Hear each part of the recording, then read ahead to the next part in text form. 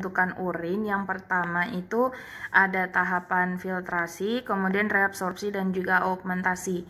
Kita langsung lanjut aja untuk penjelasannya. Nah, filtrasi tahapan yang pertama terjadi di mana? Terjadi di glomerulus. Pada saat memfiltrasi, apa aja sih yang disaring? Yang disaring itu ada urea, ada air, ada glukosa, ada ion-ion amonium. Ada ion-ion organik. Contohnya ada ada natrium, kalium, kemudian ada kalsium. Saya tambahkan lagi. Ada juga di sini ini ya untuk bagian E-nya. Bisa juga untuk menyaring asam amino. Ataupun ini kan struktur terkecil dalam pembentuk protein. Ini nggak boleh ada di dalam urin. Nah, jadi nanti setelah disaring, maka hasilnya berupa urin primer. Kita lanjut, yang kedua adalah reabsorpsi. Nah, reabsorpsi ini pengertiannya adalah proses penyerapan kembali dari urin primer. Jadi urin primer dari filtrasi yang pertama itu nanti akan diserap lagi. Hasil daripada urin primernya diserap lagi, tujuannya apa? Untuk mengambil zat-zat yang masih berguna. Nah, di mana lokasinya? Itu di proksimal. Apa aja sih yang diambil daripada urin primer? Nah, jadi dari urin primer tadi ini kan, yang ini, jadi dari urin primer tadi, terus kemudian diserap kembali, apa-apa aja yang diserap? Dia akan menyerap glukosa, dia akan menyerap air, dia akan menyerap asam amino, dia juga menyerap ion-ion organik. Lah, kenapa bahan-bahannya hampir sama, Miss, dengan yang di sini? Iya, jelas, karena kan kalau di filtrasi ini kita gambarkan glomerulus secara kecil seperti ini, terus ini ada kapsula Bowman. Nah, fungsi daripada filtrat ini kan adalah maksud saya filtrasi adalah untuk menyaring darah. Berarti fungsi daripada si filtrasi yang pertama ini adalah ini darah dari seluruh tubuh kita.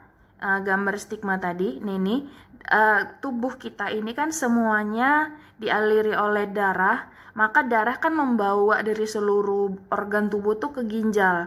Nah, berarti fungsi daripada filtrasi ini adalah untuk memisahkan, saya buat seperti ini, untuk memisahkan antara darah dengan senyawa-senyawa.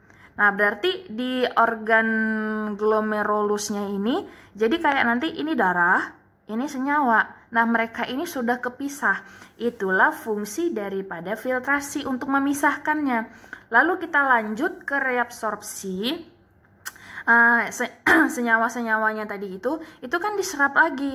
Jadi yang diserap di dalam reabsorpsi ini tuh udah nggak ada darah. Kalau ada darah berarti terjadilah kelainan ataupun penyakit pada ginjal. Cuman kan sekarang kita belum masuk ke penyakitnya, kita masih di reabsorpsinya.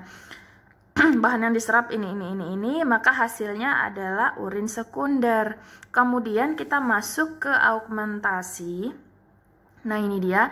Augmentasi ini adalah penambahan zat yang ingin dibuang dan juga menyerap kembali bahan-bahan yang masih berguna.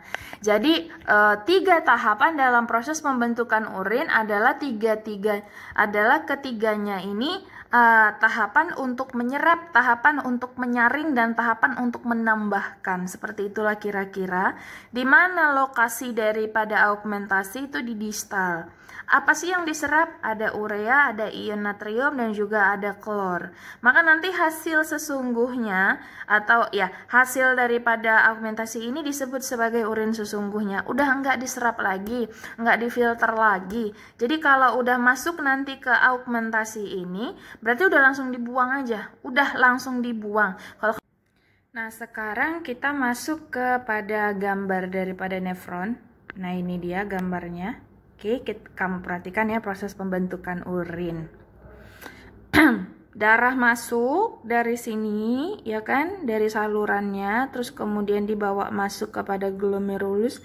Berarti kan di sini disaring. Nah, Miss taruh di bawahnya. Kalau misalnya ini darah, bisa kita buat darah itu dalam bentuk tubul seperti ini, padahal kan sebenarnya enggak ya, darah itu kan bentuknya enggak seperti ini.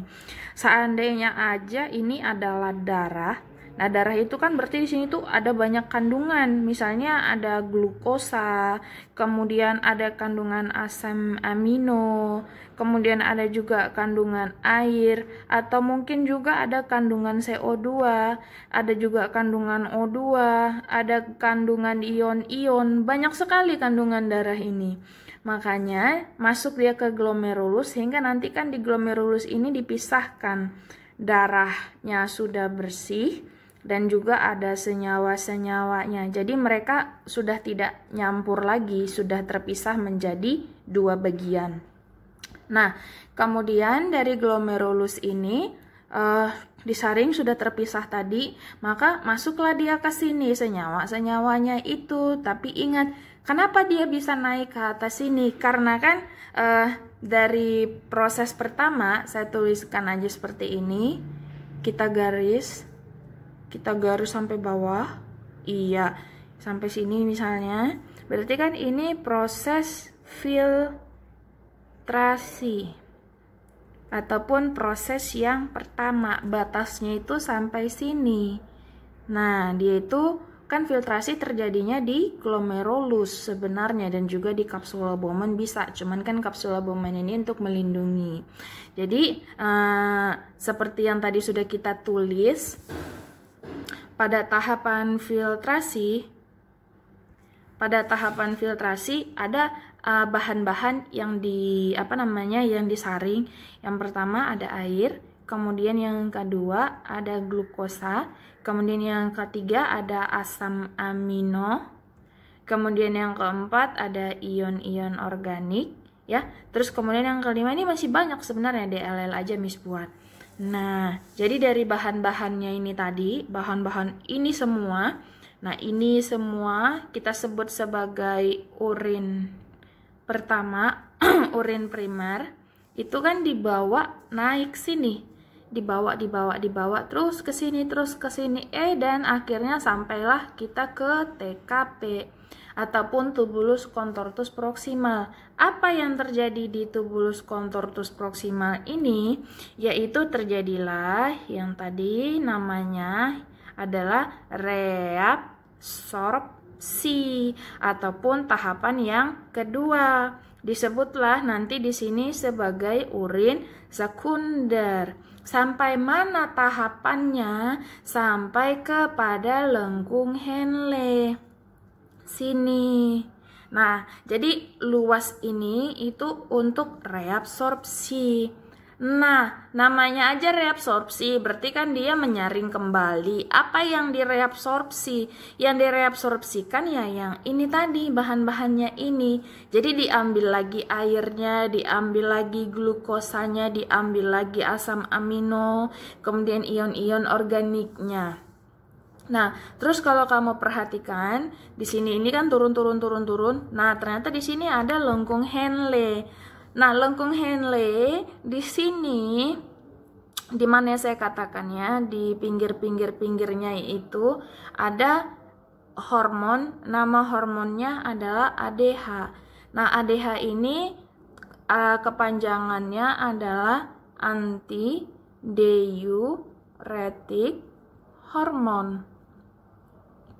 Apa fungsinya? Fungsinya adalah untuk mengontrol Miss buat simbolnya adalah plus minus, untuk mengontrol jumlah air yang ada di dalam urin.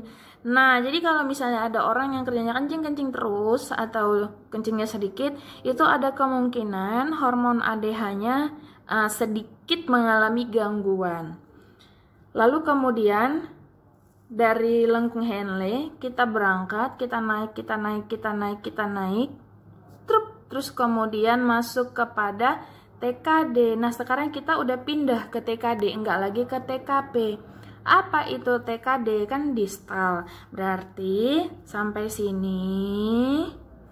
Nah, agak kotor ya jadinya kertasnya, maaf. Yang ketiga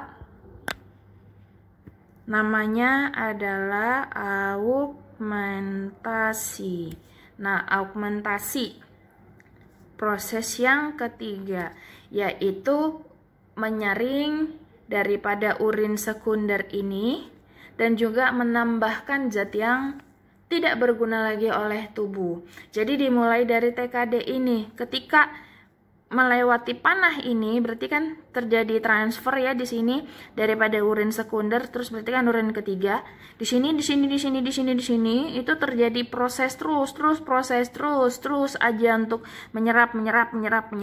ADH-nya juga untuk mengontrol, dia kontrol terus sampai akhirnya masuk kepada si augmentasi di TKD, yaitu untuk menyerap kembali. Contoh yang dia serap ada urea, kemudian kemudian juga untuk menyerap air, terus kemudian masuklah ke sini, masuk terus masuk sampai kepada TKK. Nah, hingga sampai dia di TKK ini kan kolektifus, berarti di sini untuk mengumpulkan. Nah, kalau kamu perhatikan TKK berdasarkan gambar ini, kita pindah ke gambar yang di sebelahnya. Iya. Nah, ini kan TKK ya. Ini bulatan-bulatan ini kan namanya ureter. Berarti kan salurannya ini ya. Salurannya ini adalah yang ini. Nah, kalau kamu perhatikan, jadi ketika kita masuk ke distal itu sebenarnya kita mau keluar dari bukan mau keluar ya dari distal, masuk kepada kolektifus. Nah, ketika di kolektifus itu sebenarnya mau keluar dari ginjal. Nah, jadi dari sini tuh kan masuk ke kantung kemih. Nah, fungsi daripada TKK adalah untuk mengumpulkan urin, ya kan? Nah, untuk mengumpulkan urin, setelah urinnya banyak nanti dia akan teruskan ke kantung kemih, disimpanlah sampai pada nanti di otak kita terjadi sebuah perintah, ya, perintah di mana perintahnya ini tidak kita sadari, ya, kita tidak sadari, lalu kemudian datanglah perintah salah. Udah. Jadi dari kantung kemih ini datanglah nanti perintah dari otak. Kita itu bisa merasakan kalau kita itu memiliki hasrat untuk buang air kecil. Lalu nanti dari kantung ketika kita buang air kecil dari kantung kemih, dia perlahan-lahan keluar melalui uretra ataupun melalui saluran kelamin kita. Ya tergantung apakah kamu laki-laki atau misalnya kamu itu perempuan, kan alat kelaminnya beda-beda. Nah, jadi seperti itulah untuk proses pembentukan urin yang ada di dalam ginjal manusia.